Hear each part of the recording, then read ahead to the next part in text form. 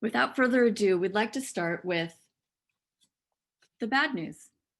And to kick us off, I'd like to give us a few examples of overtourism in the rest of the world.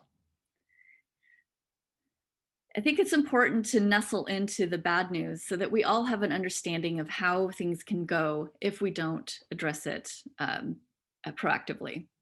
In 1950, there were 25 million travelers in the world. By 2017, that had reached 1.3 billion.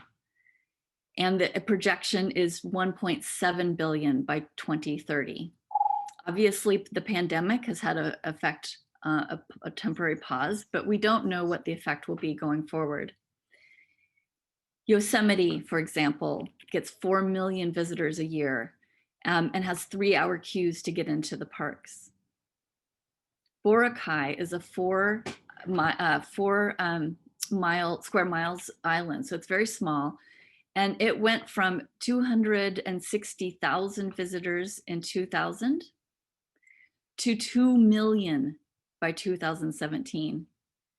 So by 2018, the government had deemed it a cesspool and literally shut down the island for 6 months in order to repair much of the damage that had been done to the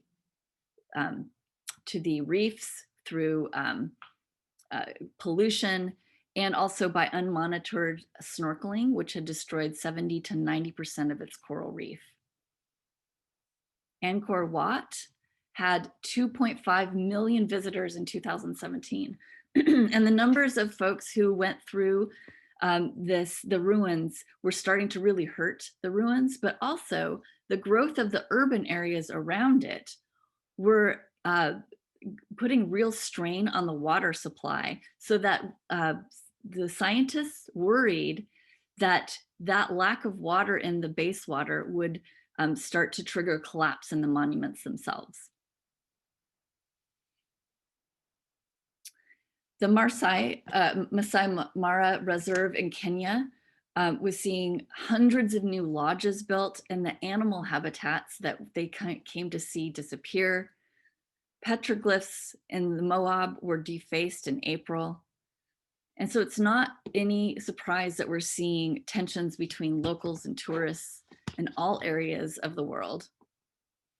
I'd like to show you a video to really, I think this video is a really nice little encapsulation of what happened to Venice when, due to the overtourism. And it just has some nice visuals. This is very short, but I think it really brings it to life.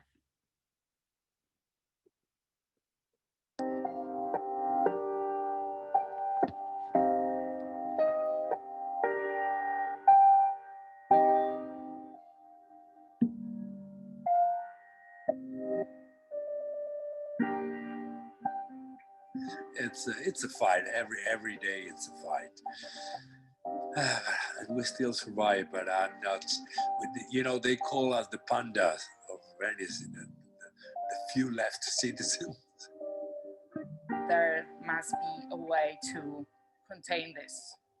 Okay, there is a maximum amount of tourists this place can carry. So this huge flow we're getting every day, it's just unbearable.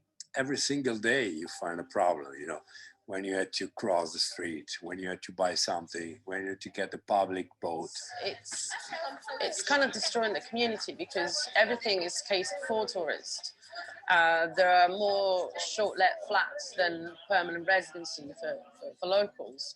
We don't have enough flats for inhabitants. So people's moving away because you cannot find a place to live here. Losing people, losing inhabitants means losing the character of the city. Now it's becoming Disneyland.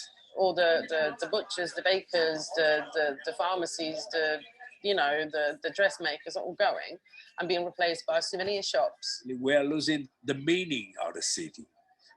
Venice is so different from the other part of the world. It's so fragile.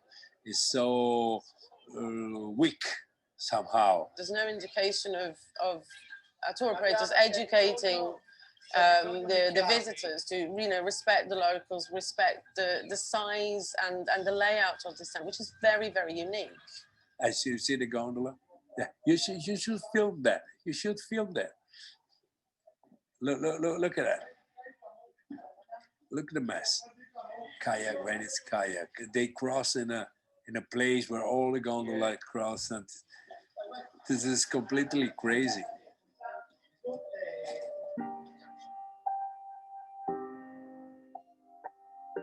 The main effect that I feel this town is losing its identity, which is ironically what the tourists come to buy, but it's gone, bit by bit. The experts estimate that no locals will be able to afford or live in Venice by 2030. So I'd like to use today to stay in the problem for a moment. This is hard. These are hard things to look at, the negative sides of tourism, but it's important to stay inside of this for just a little bit longer. And as I said earlier, what I'd love to do today, what we'd love is for you to add your thoughts, your discussions that you would like, the conversations you would like to see continue, add these to the chat. Including your questions. We won't be able to answer many of the questions as we go, but the questions are important to know, and we will be able to address them later and come together again later to continue these things that come up.